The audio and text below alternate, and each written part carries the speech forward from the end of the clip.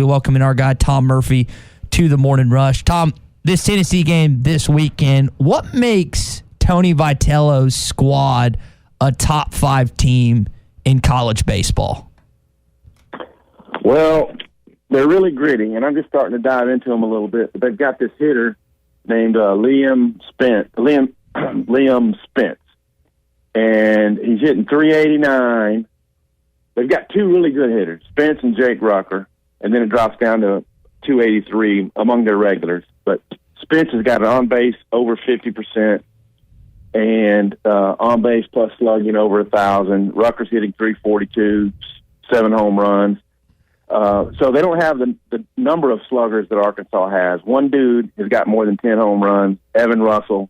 He's hitting 244, but he's got 12 home runs, 35 RBI. So they don't have quite the number of sluggers Arkansas does, but I think they have tough outs up and down their lineup.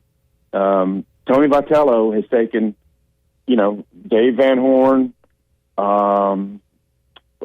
teachings, and I think he's a good defensive teacher as well, and he's recruited well. And lo and behold, 4 years later, after he leaves, you've got the 2 premier teams in the SEC, and Vanderbilt is up there.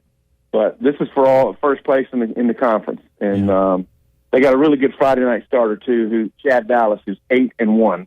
Wow! So Wicklander versus Dallas should be a really good one to start the series. You mentioned the pitching. I'm looking at some of the NCAA national stats, and one that stands out is base on balls and how many walks you've taken at the plate this year.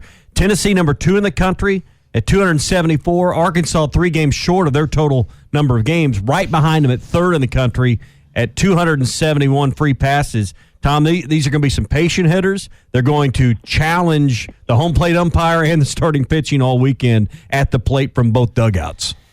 They really are. They're going to work the counts. And Georgia had so many walks, but their Friday night guy, Sullivan, really had a good outing. And then their relief pitcher, who won game 2 for him, Jaden Woods, I think he limited his walks to 1. So Georgia got its act together, and Arkansas didn't draw as many walks against them.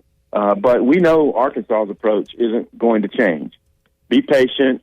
If you get a pitch early in the count that you can drive, get on it.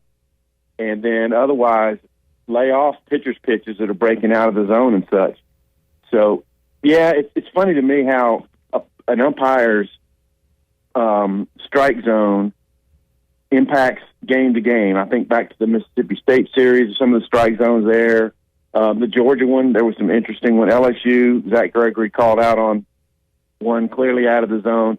And weirdly enough, in the Georgia game, too, after the umpires hit on the mask with that foul ball, the strike zone changes just a little bit. It varies from guys to guys, and you got to find out what it is and use it to your advantage. We're talking about free passes and getting the walks. Both of these teams hit a lot of home runs too.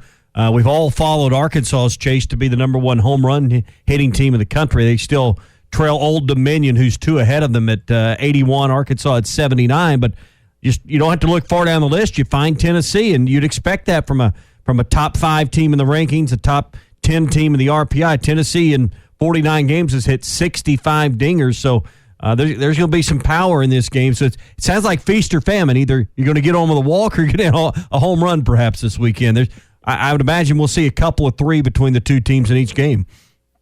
I would think so. And Arkansas's run hot and cold with its home runs. I mean, after that game against UAPB, and then there was a conference series around that where they hit a lot and they kind of drew their lead out on Old Dominion. But then the last 2 SEC series, LSU and Georgia, they did not hit as many, and that's why Old Dominion has passed them. But, yeah, Tennessee was 65 home runs. I mentioned the guy that's got 12, Evan Russell. But they've got 2 more guys with 9, Jordan Beck and Luke Lipsius. So, yep, a little power through the lineup. And I anticipate we're going to have some great games and probably some games that are in the 8-7 type range, things like that. And as I documented today, it's 15 series in a row for the Razorbacks, which is just phenomenal. Now, yeah, you're expected to beat Gonzaga and Southeast Missouri. Murray State knows. They went on the road and beat La Tech. They've already won 3 series against top 11 teams on the road this year: Mississippi State, Ole Miss, and South Carolina. And they're 7-2 in those series, so they know what it's like. Tennessee's opening this thing up to 100% attendance, and it's going to be rowdy and rowdy, just like it was at Mississippi State and Ole Miss and South Carolina. And the Razorbacks are used to dealing with that, so I don't think they'll be rattled or anything like that. They know what it takes to win on the road. Tom, it's also going to be rowdy in Bud Walton Arena this upcoming winter and next year. And the addition of Keith Smart yesterday, I know it was rumored a little bit. There was some speculation. It finally got nailed down. What is the former Indiana guard and NBA head coach going to bring to this Arkansas Razorback basketball program? Yeah, instant credibility. And Eric Musselman was effusive in saying that the players are going to love him. We'll see how that works out. But I have to give Keith Smart a personal nod and recognition. I was in a small pool with my friends around La Tech at the time, and just had a small little bracket pool, and I needed Indiana to win it. And Keith Smart's jumper that beat Syracuse for the championship that year, it was an 87 tournament, I think, personally was very beneficial to me in a small change kind of a way. So thanks a lot, Keith Smart. And 1987 national championship is what Tom's referring to, the shot over the Syracuse Orangemen and Jim Boeheim. What a shot it was. It's one of the best. I'd probably give the who's a Wittenberg? Was it Lorenzo Charles that dunked it at the end? Yeah. Okay, that's what I thought. Tom, other news that came out yesterday outside of the Keith Smart, let's touch on the NFL stuff. A lot of big games. I know a lot of our listeners are really excited about the Cowboys-Chiefs games. What did you think about your Atlanta Falcons schedule, and what did you think about what the Atlanta Journal-Constitution said about how excited they are for Felipe Franks down there? Well, very excited, happy about that, and I hope the Journal's on to something. They had a little mess up too with the Colt Brennan passing with their headline on that and took some heat. But I don't know, guys. The Falcons are going to have to prove it to me. I mean, I'll always be on board, but there's different levels of being a fan.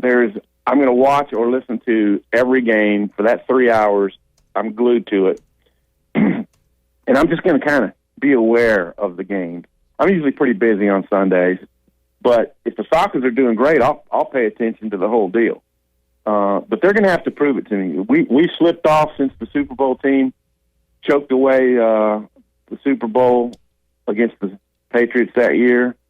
You don't ever get over something like that. It's just painful, and it's a bad memory for the rest of your life. But they're going to have to prove it to me. I don't think that we've necessarily done a great job in drafting in recent years, but I do like the addition of Kyle Pitts. I think we should be a very explosive offense, but we got to stop people. So, hey, look, the Bucs in our division are really tough, and credit to the Saints. They've done a great job, and I think the Panthers are going to keep getting better. So it's a tough division, and we'll see what the Falcons can do with that. Hey, before we go, I know you've been following a lot of the other sports around campus. The softball team takes on Tennessee down in Tuscaloosa in the SEC tournament. That's game scheduled for 4 o'clock on the SEC network. I know that Coach Deifel's program has gained a lot of fan base, a lot of support. The march in the postseason today begins. Tom, give us a few thoughts on this game. I know you've followed Courtney's program pretty close here as of late. Yeah, they're doing great, and what a wonderful deal that Courtney's Coach of the Year. Just a phenomenal turn for them to. SEC softball is pretty cream of the crop. I know the Pac-12 plays great softball too, but the SEC programs have all invested in that in recent years, and it is tough. I was at Alabama when Patrick Murphy got it together, and they won national championships. So it can be done out of this conference, and I think Arkansas has the pieces to get it done. They've got to pitch well in the big game, but no reason for Arkansas softball to back down from anybody. They should get a home regional and super regional. They could wind up in Oklahoma City, which would be great. Here we are. We're entering the postseason. But on a bad note, Arkansas women's golf went from second place and fell out of the cut to make the NCAA championships yesterday. Just a tough day to score, and they lost in a one-hole playoff to South Carolina, which was a bit of a reversal from SEC championships a few years ago when Arkansas outdueled the Gamecocks in the final and won their SEC title. So it's been a great season all around campus, and now it's time to go out and get the trophies. Tom, appreciate your time as always, buddy. We'll talk on Monday, recap the SEC softball tournament, the Tennessee series, and a whole lot more on Monday, buddy. Yeah, that'll be outstanding. See y'all. All right, thanks, Tom. Tom Murphy with us here on the Morning Rush.